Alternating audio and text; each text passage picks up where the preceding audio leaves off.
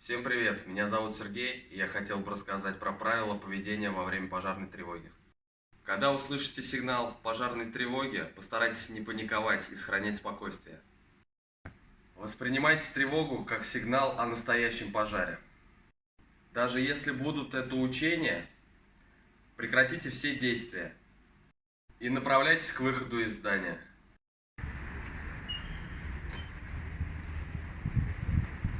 При выходе из здания отойдите на безопасное расстояние.